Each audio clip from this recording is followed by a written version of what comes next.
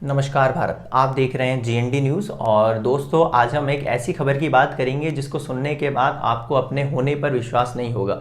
जी हाँ दोस्तों, कोरोना जा चुका है। पूरी दुनिया का तो पता नहीं, लेकिन भारत देश से जरूर जा चुका है। भारत देश में अब वेंटिलेटर की बिल्कुल कमी नहीं है। हमारे देश में सरकारी अस्पतालों की बिल्कुल कमी नहीं है। हमारे देश में अब कोई गरीब नहीं होगा, कोई गरीब भूखा नहीं सोएगा। हमारे देश में सभी बेरोजगारों को रोजगार मिलेगा और भारत देश अब दुनिया में सबसे शक्तिशाली देश बन चुका है, यानी कि सुपर डुपर पावर।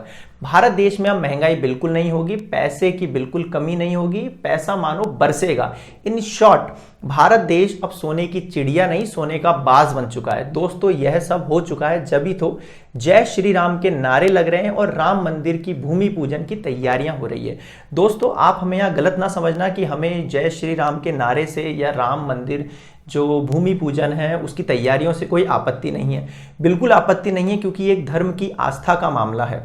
ईश्वर है तो उसका नाम लेने में, उसकी पूजा करने में आपत्ति कैसी? बिल्कुल नहीं होना चाहिए ऐसा। लेकिन दोस्तों, इस वक्त जहां एक और हमारा देश बाकी देशों से कोरोना की लड़ाई में पिछड़ता जा रहा है और हमारे देश में मौतों का आंकड़ा दिन पे दिन बढ़ता जा रहा है, वहीं दूसरी ओर अयोध्या में राम मंदिर निर्माण के लिए, भूमि पूजन के लिए भव्य तैयारियां चल रही है।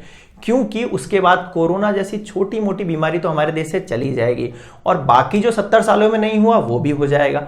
बताया जा रहा है इस कार्यक्रम की तारीख 5 अगस्त तय की गई है, जिसमें पीएम नरेंद्र मोदी, गृह मंत्री अमित शाह और मंदिर आंदोलन से जुड़े कुछ लोग जैसे कि लाल कृष्ण आडवाणी, मुरली मनोहर जोशी, उमा भारती आदि के आने की आप संभावना है। In short, BJP leaders. Ayodhya में राम जन्मभूमि तीर्थ क्षेत्र ट्रस्ट की जानकारी के मुताबिक मंदिर की भव्यता और ऊंचाई को देखते हुए पुराने मॉडल में कुछ परिवर्तन किए गए हैं, जैसे कि मंदिर में 3 शिखर होंगे। मंदिर निर्माण का एरिया 84,600 स्क्वायर फीट रखा गया है। मंदिर की ऊंचाई 161 फीट ऊंची होगी। मंदिर परिसर के चारों ओर सीता जी, लक्ष्मण, भरत जी और गणेश जी के 4 मंदिर बनाने की भी राय सामने आई है। मंदिर का एरिया 67 एकड़ से ज्यादा बढ़ाने की भी राय सामने आई है। और इस मंदिर का निर्माण इस तरह किया जाएगा कि 1000 सालों तक इसकी उम्र हो, यानी 1000 साल तक इस मंदिर के ढांचे को, इस मंदिर की जो पूरी की पूरी बिल्डिंग होगी, मंदिर का जो निर्माण होगा, उसको 1000 साल तक कोई भी क्षति ना पहुंचे। और सबसे इंपॉर्टेंट बात, इस मंदिर निर्माण के अंदर लोहे का इस्तेमाल बिल्कुल नहीं होगा। इस मंदिर का जितने भी निर्माण होंगे, जितने भी शिखर होंगे, वो सभी पत्थरों से बनाए जाएंगे। अयोध्या में राम मंदिर निर्माण के लिए प्रस्तावित भूमि पूजन के कार्यक्रम को लेकर एनसीपी प्रमुख शरद पवार ने कहा कि कुछ लोगों को लगता है कि मंदिर बनेगा उसी दिन कोरोना चला जाएगा, इसीलिए शायद उन्होंने इस कार्यक्रम को रखा होगा। वैसे बात तो इनकी भी सही है। सच में मंदिर की आधारशिला रखने से कोरोना वायरस चला जाएगा? इस पर मध्य प्रदेश की पूर्व मुख्यमंत्री उमा भारती ने अयोध्या मंदिर मामले में एनसीपी प्रमुख शरद पवार को रामद्रोही करार देते हुए उनके बयान पर अपनी प्रतिक्रिया दी कि पीएम अगर 2 घंटे के लिए अयोध्या में राम मंदिर के लिए चले जाएंगे तो कौन सी अर्थव्यवस्था बिगड़ जाएगी। वैसे बात तो इनकी भी सही है, जो 200 घंटों में नहीं हुआ वो 2 घंटों में क्या होगा। और दोस्तों, राम मंदिर पर लगभग 400 करोड़ से भी अधिक खर्च करने की बात सामने आई है। इसमें भारत सरकार और उत्तर प्रदेश सरकार की भी भूमिका है। और वैसे हमारी सरकारों के पास देने के लिए फंड नहीं है, लेकिन राम मंदिर निर्माण के लिए देने के लिए यहाँ पे पैसे बरस रहे हैं। वैसे हमारी भी श्री राम भगवान में उतनी ही आस्था, उतनी ही श्रद्धा है जितनी कि किसी और की।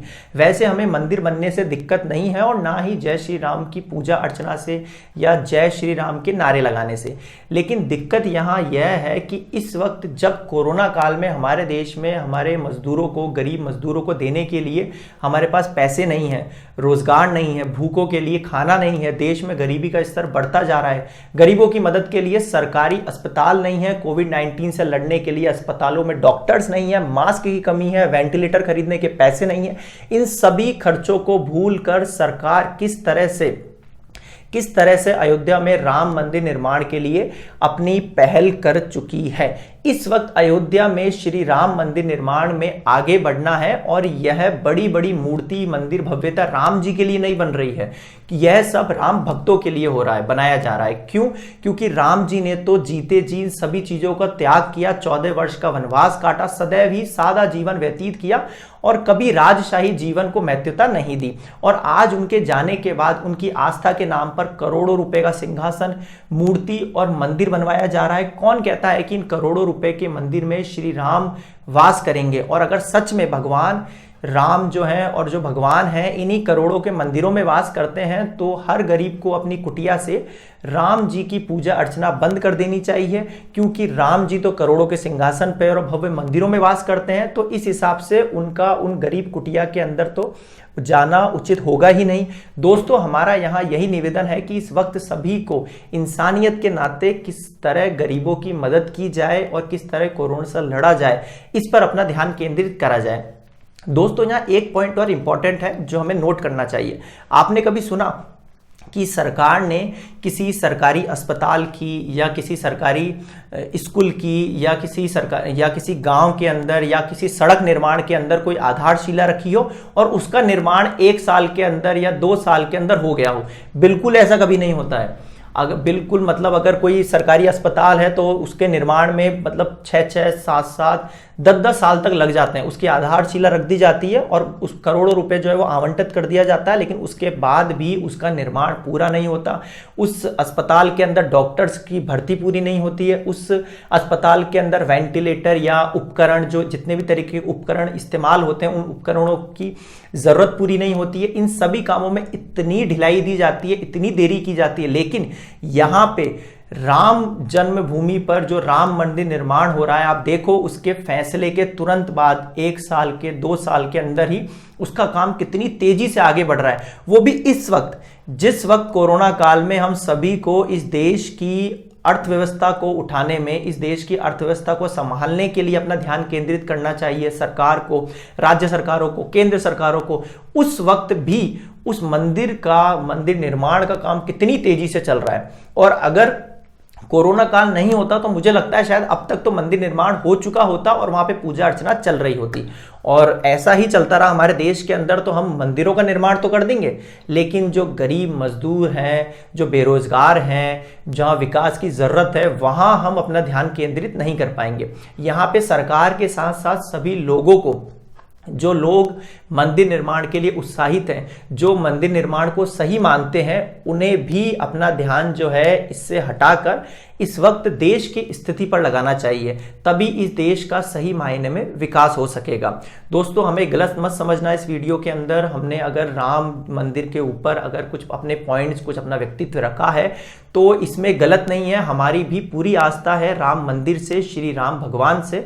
हम भी उतने ही जुड़े हैं जितने कि आप जुड़े हैं। बस यहाँ पे बात यह है कि किस तरह से सरकार अपना जो ध्यान है वो मंदिरों पर लगा रही है, जबकि उसे अपना ध्यान जो है वो किस तरह से कोरोना काल में जो दिक्कतें देश को आ रही हैं उस पर लगाना चाहिए। और एक और इम्पॉर्टेंट जो पॉइंट है नोट करने वाला यह है कि मंदिरों के, अगर आप ये कहेंगे कि मंदिर के लिए जो दान आ रहा है वो इच्छिक दान है, मतलब कि जो लोग दान दे रहे हैं, कोई चांदी की ईंटें दान दे रहा है, कोई सोने के वस्त्र, सोने की जो है मालाएं दान दे रहा है, तो ये इच्छुक दान है, ये लोगों की मर्जी से आ रहा है, इस पर सरकार का कोई प्रेशर नहीं है। दूसरा पॉइंट, मंदिर के अंदर जो रखा हुआ खजाना है वो इस्तेमाल हो रहा है। तो दोस्तों, मंदिर में रखा हुआ खजाना, मंदिर में दान जो आता है, वो दान भी एक तरीके से इस देश के विकास के लिए इस्तेमाल हो सकता है, उससे भी देश का विकास हो सकता है। अगर हम मंदिर निर्माण से ज्यादा इस देश के विकास को प्रायोरिटी देंगे तो वो हमारे लिए ज्यादा बेनिफिशियल होगा। तो हमारी राय यही है कि सरकार को अपना ध्यान जो है वो देश के विकास के ऊपर केंद्रित करना चाहिए। और मंदिर निर्माण तो अगर आज नहीं हुआ और अगर कल हो जाएगा तो उससे कोरोना पे या इस देश के विकास पे कोई भी फर्क नहीं पड़ेगा। चाहे मंदिर निर्माण आज हो चाहे 10 साल बाद हो, वही रहेगा, उससे कोई फर्क नहीं पड़ेगा हमारे देश के विकास को। तो हमें और हमारी सरकार को इस वक्त अपना ध्यान जो है वो देश की उन्नति पर, विकास पर, कोरोना से लड़ने पर, मौतों के आंकड़ों को कम करने पर, वेंटिलेटर पर और जांच पर लगाना चाहिए। तो दोस्तों, आज के लिए इतना ही। आपको आज का वीडियो कैसा लगा, पसंद आया तो प्लीज़ लाइक कीजिए, वीडियो को शेयर कीजिए, ज़्यादा से ज़्यादा लोगों तक से पहुंचाइए। एंड अगर आपके वीडियो से रिलेटेड कोई इश्यू है, आप अपनी कोई राय हमें बताना चाहते हैं, तो आप कमेंट बॉक्स में कमेंट करके हमें बता सकते हैं। And please please please subscribe GND news channel and press the bell icon. Bell icon को प्रेस करना ना भूलें, क्योंकि इससे हमारी नेक्स्ट वीडियो का नोटिफिकेशन आप तक पहुंचेगा और आप हमसे जुड़े रहेंगे। तो friends, subscribe GND news and press the bell icon. Thank you, धन्यवाद। जय हिंद, जय भारत।